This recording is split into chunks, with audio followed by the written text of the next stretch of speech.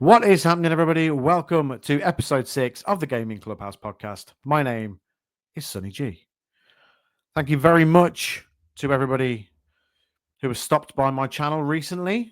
The numbers are growing, subscribers are growing, everything's growing, and it's great, and I'm really happy. I'd like more people to listen to this. So if you want to share this with your friends, that'd be absolutely awesome. Just tell everyone about it. Family, friends, pets, everyone. Just tell everyone about it, you know? But no, in all seriousness, I appreciate everybody who does listen to this, does come to the channel, and interacts in any way, shape, or form with me. You're all awesome. You're all absolutely awesome. So, as you probably know, I had a week off. I went on holiday. It was my wife's birthday, so I just didn't have time to record the podcast. All right, so we're back now. We're back recording. We've got plenty to talk about, so we'll just get straight into it. Been playing not too much flat screen stuff this week. I've been playing 2 games almost exclusively. I'm still playing Hades on Switch. The first one, not the second one. But I'm still playing on Switch too. But I'm so close to beating it. So close to beating it. I'm getting to Hades himself pretty comfortably now, almost every time. I just can't beat him yet. But I'm getting closer every time, which I guess is the idea of the game. But this has gone from a game that I wouldn't normally play, not my kind of genre of game at all, to a game that has now become one of my favorite games of all time. I've loved every second that I've played of it. No matter how frustrating it gets, no matter how many times you die, no matter how many times you have to retry, it's a game that I've loved so much, and I've loved absolutely everything about it. When I finished it, when I do beat Hades and escape, I'm gonna buy the second one because I'm excited to play it. I've seen nothing but positive things about it. So yeah, I've loved every single second of Hades, and I I I I get excited about playing it. I think about it during the day. I'm like, "Oh yeah, I can't wait to play Hades tonight. And maybe this time I'll get him. Maybe this time I'll beat him."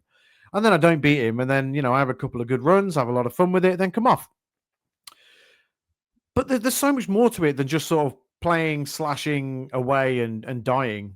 There's a great story with a great cast of characters, all with their own awesome personalities and interesting stories to tell. The music, as I've mentioned before, is phenomenal, and you know how I love music in video games.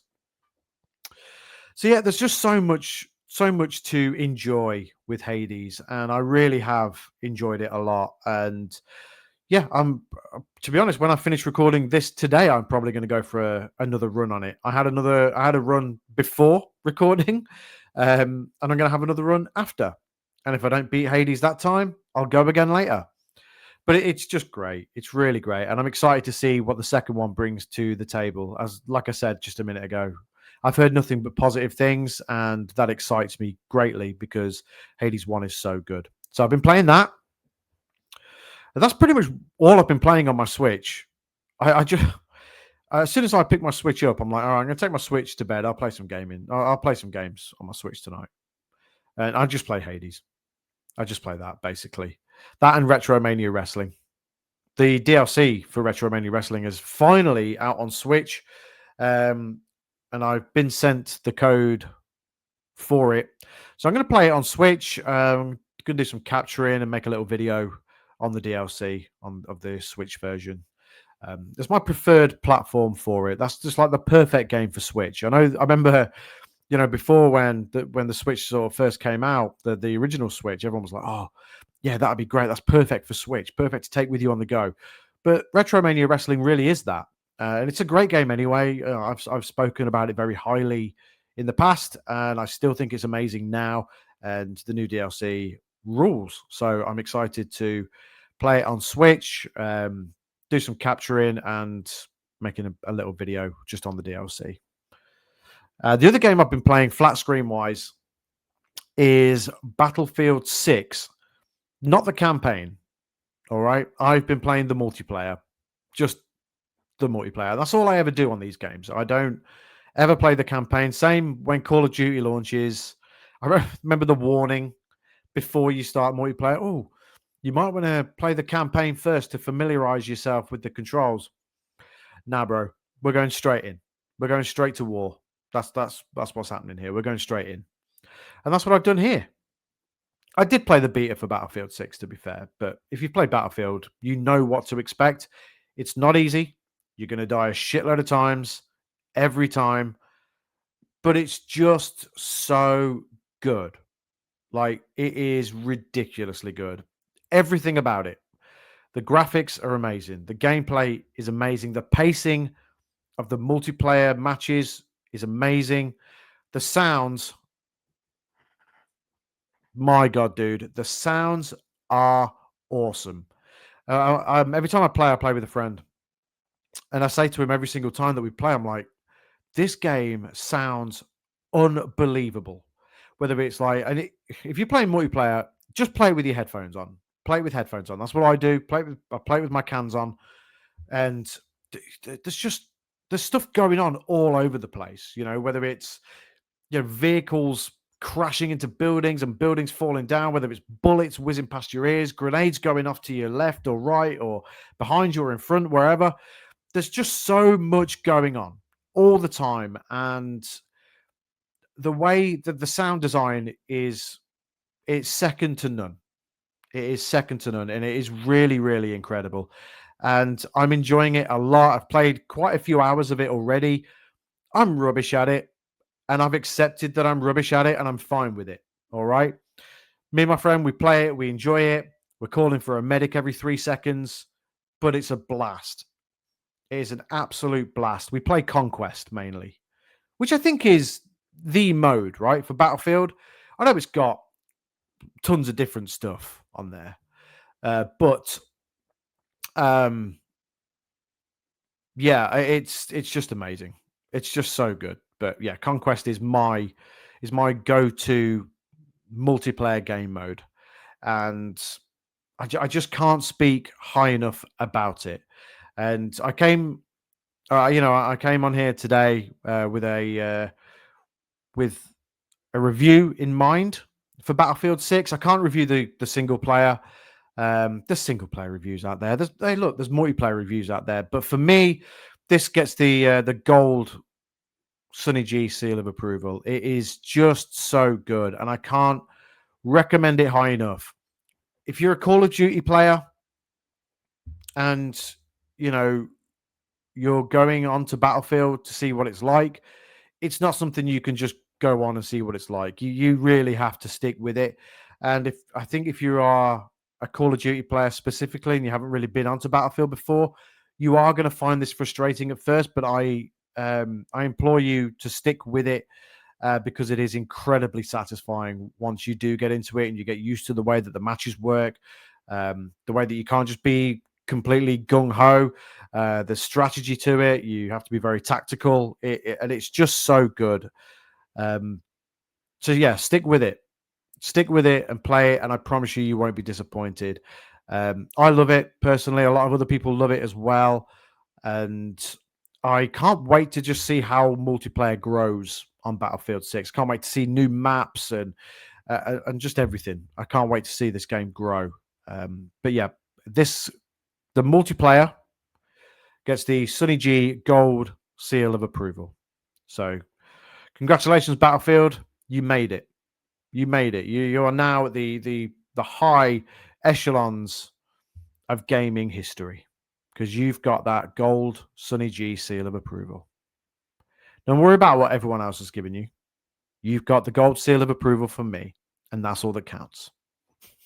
I kid, of course, but it is phenomenal. It really, really is, and it's well worth checking out. Well worth checking out for sure. Aside from that, flat screen game-wise, I haven't really been playing much of anything. But I have been playing a bunch of VR stuff.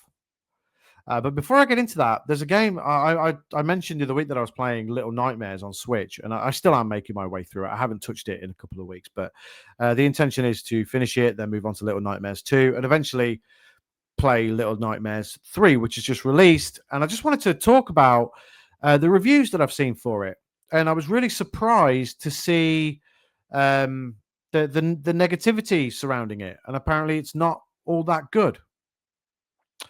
Um, yeah, and it's a little bit disappointing to see. Apparently, has someone else taken on the the development roles for Little Nightmares in comparison to the first two? And apparently it's just not as good. I'm still intending to play it, but I was just shocked to see the reviews for it because I was expecting it to review a lot higher, and I was expecting because it's got it was quite highly anticipated. People love the series, and I'm sure we're very excited for this game. So for it to come out and for it to be not as good as perhaps people were hoping for, was actually surprising to me. Really surprising, considering how beloved that franchise is. I am going to play it eventually myself. I don't know when. I've still got the first one to get through, which, by the way, frustratingly now has a Nintendo Switch 2 enhanced version. I only have the standard version. But I'm going to pretend that doesn't exist, and I'm just going to play it like it doesn't exist. Just going to play Little Nightmares 1 like the Switch 2 upgraded version doesn't exist, because I don't want to pay more money for it, basically. But yeah, I will eventually play Little Nightmares 3. I have got Little Nightmares 2 already, so I haven't got to buy that again or at all. So yeah, just wanted to sort of voice my shock at the review scores for Little Nightmares 3. But if you are playing it and you are enjoying it, let me know. Review scores don't always provide a true reflection on the quality of these games, but I would be interested to hear what Little Nightmares players think about Little Nightmares 3. Another little bit of flat screen gaming news that I saw earlier on is that Luigi's Mansion from the GameCube is going to Nintendo Switch Online Plus Expansion Pack on the GameCube section. That's pretty exciting. That's coming on the 30th of October. And I'll play that for sure. I will absolutely play that. That's a great service, by the way, dude. And I think it goes under the radar a little bit because obviously everyone talks about Game Pass. Everyone talks about PlayStation Plus, and they've added some great games too, actually. Until Dawn, the 2024 version, has just been added along with Silent Hill 2 and a couple of other good bits. So I might actually play Until Dawn 2024 now because I was never going to buy it because according to what people on the internet said, it wasn't really all that much of an upgrade, but I'll check it out. I platinumed it before on PS4, so I'll play it again. I enjoyed it. I like Until Dawn. Don't really like anything else that Supermassive have done since, but that's another conversation for another time. But yeah, I think Nintendo Switch Online Plus Expansion Pack, of course, you can't forget that. I think it goes under the radar a little bit because it's a really good service. You have a real wealth of N64 games, SNES games, NES games, Game Boy Advance, Color, all of it. Just there. And I pay like 27 quid a year or something like that. And that's like buying from Loaded, formerly CD Keys. I think it's only 35 anyway for the year, which is crazy considering what you get. I still don't really like the idea of paying money to have to play online. I think that sucks, but it is what it is, and that's not going to change. So you just have to put up and shut up. Is pretty much the long and short of it. But I think Nintendo Switch Online Plus Expansion Pack is very good, and it's cool to see new games get added all the time to all the different platforms that they've got on there. There's stuff that I would like to see on there. I mean, eventually I would like to see Wii games on there. I'm not sure how possible it is. I would like to see 3DS games or just DS games in general added on there. Again, not sure how possible it is, but it's something that I would absolutely like to see. And I know I'm not alone in that. I know there's a lot of people that would like to see games from those platforms added as well. But yeah, Luigi's Mansion, October 30th. So that's next week. And what I found so far is that the GameCube games that are part of that service look and run great. Mario Strikers, great. Everything else, also great. So, yeah, to see more games added. There's so many GameCube games that I would love to see on there, dude. A lot that will never get added, but there's a lot of games that I would love from the GameCube to be added. So there's a lot of potential there for that to gain a really awesome catalog. A really awesome catalog. Yeah. One to keep an eye on. Like Smash Brothers surely is going to get added. Same as Mario Kart Double Dash. That's got to get added, right? It's got to. It's awesome. As is Smash Brothers. Pokemon Coliseum. Would love to see those games added. There's a bunch of WWE games that are never going to get added that I would love to see on there. Would love to see Def Jam, Vendetta. What a game. Oh my goodness, what a game. Would love to see that get added. Never going to happen. So there's a lot that's never going to happen. But there's a lot that will potentially happen. So we'll keep an eye on it. We'll keep an eye on it. We'll keep talking about it as as new games get added, because I plan to keep this podcast going for a long old time until I get bored of doing it, or until you get completely bored of me, until nobody watches anything of mine anymore. That's when we'll stop doing stuff. I'll be like, okay, yeah, people ain't asked anymore, and I'll get a stick and a handkerchief, put my controllers in there, and ride off into the sunset. But until then, stuck with me right here on this podcast. So yeah, I've been playing a bunch of VR stuff, and I've got a few things that I want to talk about, starting with the awesome new Forgotten Fairyland DLC for Walkabout Mini Golf that came out a couple of weeks ago now, almost a couple of weeks ago, because that's the last time I did this podcast, and then I went on holiday. But it came out just after I released the last episode of the podcast, and yeah, it's another just unbelievable course from Mighty Coconut. The standard that these guys hold themselves to with every new release is just absolutely unreal to me. I've never known a game, whether it be VR, flat screen, anything that has DLC, such high quality as Walkabout Mini Golf.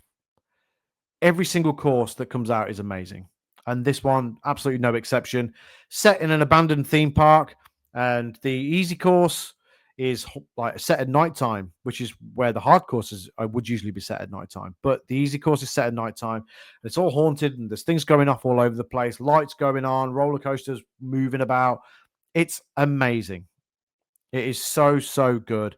I did videos for both versions of the course, the easy course and the hard course, and both versions are awesome. The hard course set at nighttime; it's very foggy, but everything is sort of shut down, and yeah, it looks great, plays great, and is just generally great. You know, I what can I rank? Can I rate DLC? Can I review DLC and give it a seal of approval? If I can, this would get a gold seal of approval for sure. But I think every Walkabout Mini Golf DLC would get a gold seal of approval from me, just because of how high on the game I am. It is that good. And if you have a VR headset, like if you have a Meta Quest, you have a PlayStation VR, PlayStation VR 2, I should be probably a bit more specific there. And you have a like a PC VR headset, you need to play Walkabout Mini Golf if you haven't, because it is that good. It's my favorite VR game of all time, no doubt about it. And I don't ever see that changing. There are a lot of great VR games, a lot of great VR golf games, but there is no VR game that has my heart more than Walkabout Mini Golf, and I adore it, and it is incredible. If I had a platinum seal of approval, Walkabout Mini Golf would get it. But it would get the highest honor anyway, gold seal of approval for sure. So that's that. That DLC is available now. It's always a very good price, very low price for the DLCs, considering the quality of them and what you get with them. So that is available now. It's on iOS as well. So if you have an iPhone, you can play Walkabout Mini Golf on your iPhone as well. And I haven't tried it, to be fair, and I'm sure it's very good. And maybe it's something that I should actually look at, but I haven't. I just play it in my VR headset instead. But it's awesome. Definitely check it out. Next game that I played in VR is a rhythm action game called Rager.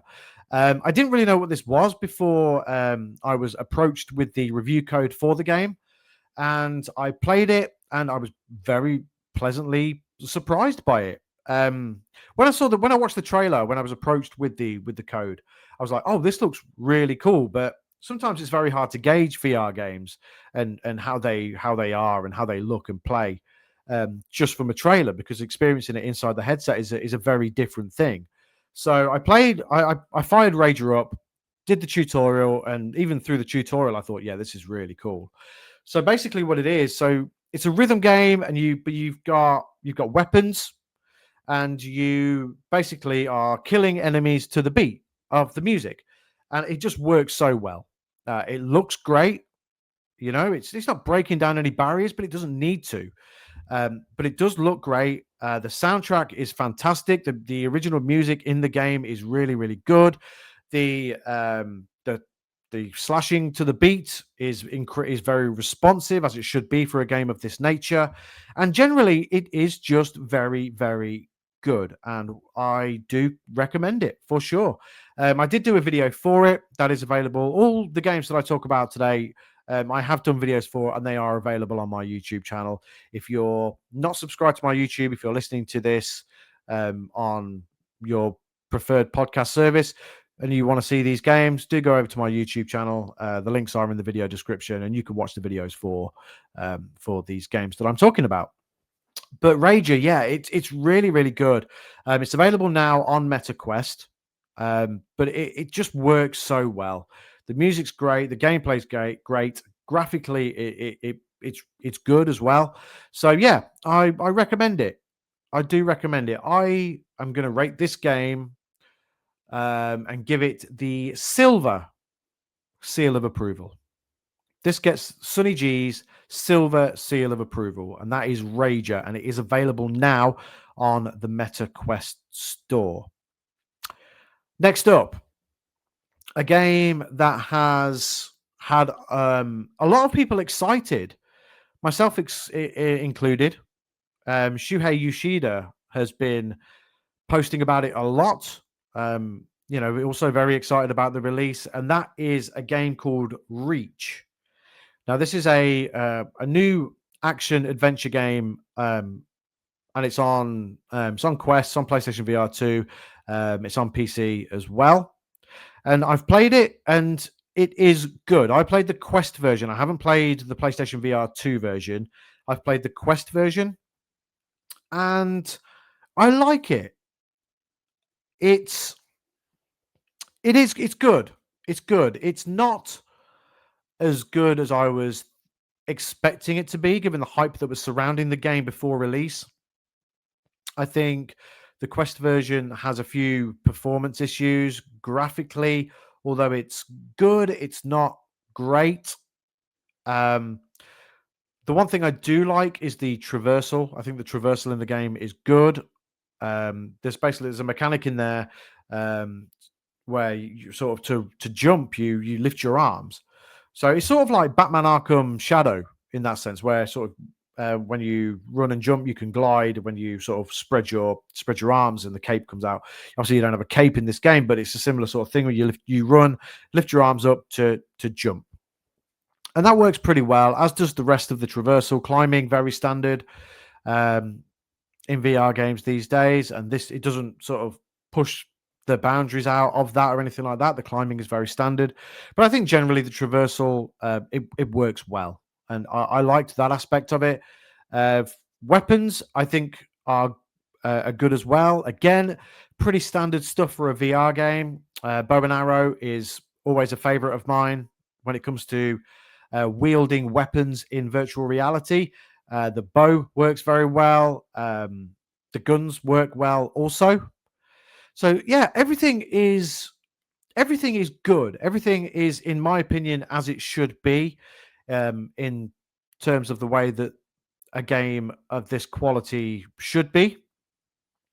But it is good, and I do recommend it. I just don't think it is as good as the pre-release hype suggested that it was going to be. but I do recommend it, and I'm going to give it the bronze seal of approval. So it is good, and it is worth checking out for sure. That is Reach, and it is available now. It's from End Dreams. They make great games. They really do. And this is another good game. It is. And it is a game that I've enjoyed playing. But I don't know. I just have, there were just things that that I've mentioned that I just think it's good. I think it's good. I don't think it's great. I don't think it's exceptional. I think it's good. And I do think it's worth a playthrough for sure. If you're, especially if you're after a new VR adventure, I think Reach is worthy of being your next VR adventure for sure. So a bronze seal of approval for Reach. Next up, I played the DLC, the brand new DLC for Pinball FX VR, and that is the 2 Elvira tables. Elvira, of course, the horror icon. And you've got Elvira Scared Stiff and Elvira and the Party Monsters. And they're 2 very good tables. One thing I love about this game is how the tables just come to life. There is stuff going on all over the tables that it's very hard to stay to maintain concentration. There's just a lot going on. For both these tables, you've got Elvira standing to the right of the tables. There's like something else going on to the left-hand side. Then there's so many different animations going on whilst you're playing the actual tables themselves. And both very good. Both very, very good and worthy additions to the game. And I love that this game is constantly updated with new tables. One thing that is cool, speaking of Pinball FX VR, although really it has nothing to do with it.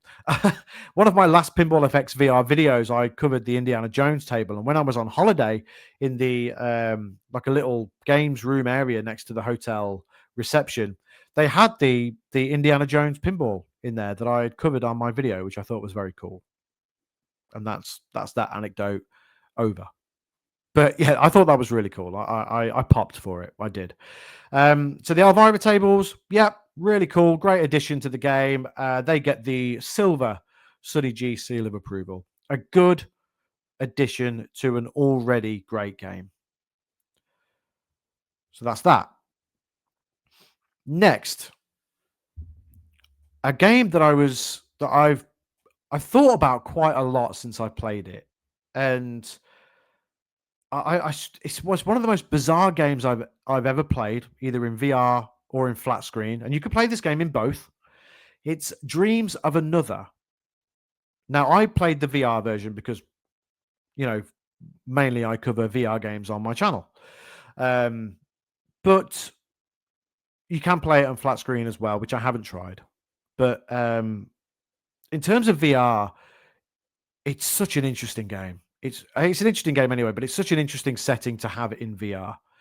The graphics, they're like pixelated. It's really difficult to explain. You'd probably have to go and watch the video or the short that I did for it.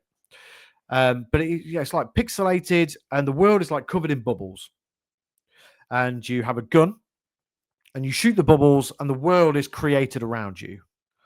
And it's just, there's something very beautiful about the game. It made me fall in love with it almost straight away. Firstly, I was sort of captivated by the story that it's telling. You're having these sort of vivid dreams, and the very start of the game, you're with like a soldier who can't shoot, so you are sort of following him around, and you're shooting and creating these worlds and telling these stories.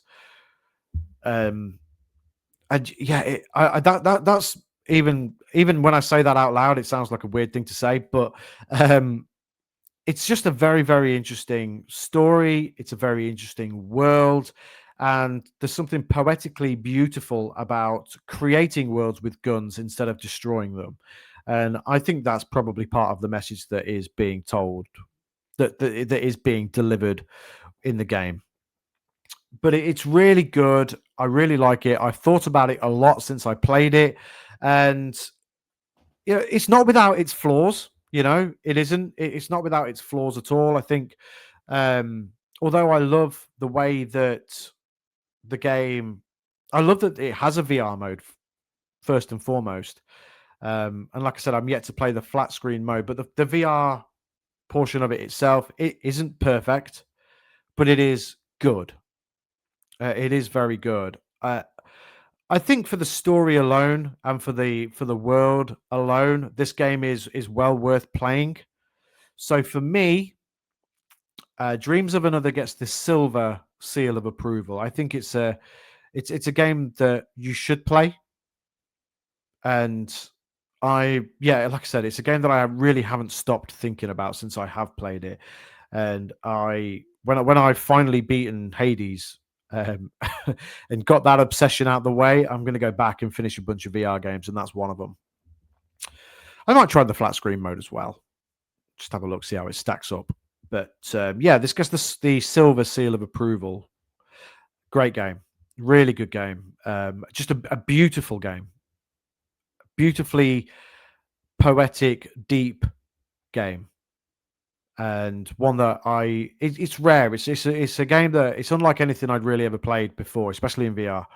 And it was just thought provoking, and there was just something about it that I really was drawn towards. And yeah, I don't get that feeling very often.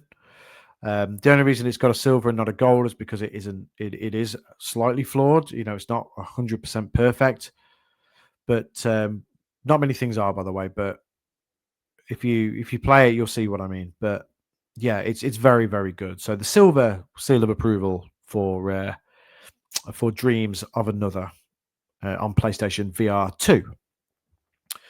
Next up, last but by no means least, a game that I played yesterday and absolutely shit my pants at was Trenches VR. That game is out. It's actually out today. It's out later today on the MetaQuest store. It's coming out on PC VR as well, but the PlayStation VR 2 version has been delayed. That was announced yesterday. But yeah, Trenches VR is a horror game set. It's in like a World War One setting. And it's terrifying, quite frankly. It's a bizarre game. You're basically just thrust into the trenches straight away. You pick up like a picture and it says, "I miss my family. I hope to see you soon." So, yeah, it's scary. Like, so it's very misty, very misty. So you can't see anything, which just adds to the terror, adds to the atmosphere as well. I would recommend playing it with headphones on because there's a lot of noise. There's a lot of noise stuff going on, and it does sort of register your breathing. It registers your talking, and enemies can hear that and will try and find you based on that. You also have like a whistle as well. So the part of the game that I played, which was at the beginning of the game, you're searching for like dolls, and you're picking up dolls as collectibles in order to progress the story, and you can use your whistle and listen out for cries, but you can't use your whistle too often because the monsters will hear you and they will come for you. In terms of the monsters, they're terrifying. The jump scares are there for sure. There was I put a short out earlier on today of a part of the gameplay video that I did where I was walking towards a door and the door got booted down and this terrifying ugly monster was there standing in front of me. So I turn around and hauled ass for the nearest hiding place. So you hide, your heart beats, the controllers are vibrating. It's all very tense, but it's you can't kill these things with guns either. You can sort of distract them and you can shoot away and hold them up while you turn, run, and find a hiding place so you can sort of progress past them. But it's a really interesting game. Again, not without its flaws. I played it on Quest 3, and there was some slight performance issues. Graphically, it's good but not great. But it does it does the job. It nails what it needs to nail from an atmosphere perspective. And it's pretty much what you expect from a Quest 3 version of a game. I would expect that the PlayStation VR 2 version will look a lot better, as PlayStation VR 2 versions do tend to. But this is a really interesting game. If you're a horror fan and your heart can take the kind of tension and terror that this game is providing, then I completely recommend it. This is 100% for you. But it's a good game. It's an interesting game. I like the way that it uses sound. That's only available on the PC VR version and the Quest 3 version. It's not available on the PlayStation VR 2 version when that launches.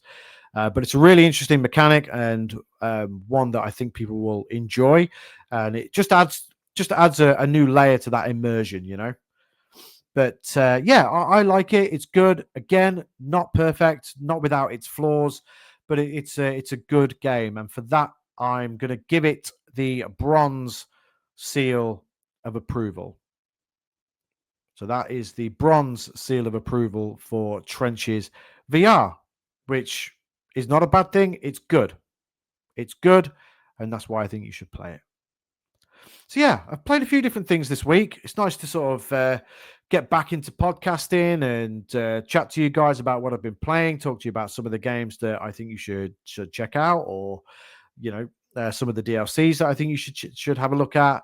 But yeah, my gaming week has mainly been taken up with VR, and that's not a bad thing because I love VR. Big advocate for VR, and that's why, you know, all the long form videos that I do are VR. As mentioned on the last episode of the podcast, any flat screen games that I cover are going to be done sort of through shorts and like shorter videos, not in long form sort of stuff. Just to sort of keep a level of consistency going forward. But yeah, I think that's pretty much it for this week. I hope you have enjoyed this episode of the Gaming Clubhouse podcast. If you have, please share the episode, leave me a rating on your favorite podcast service, like the video, share the video, subscribe to the channel if you're watching on YouTube. Go follow me on social media. Come and join the Discord, the links to which are in the description of both the audio podcast and the video. But for now, this has been episode 6 of the Gaming Clubhouse podcast. My name is Sonny G, and this is the Gaming Clubhouse. And I'll speak to you next time. Take it easy, guys. Goodbye.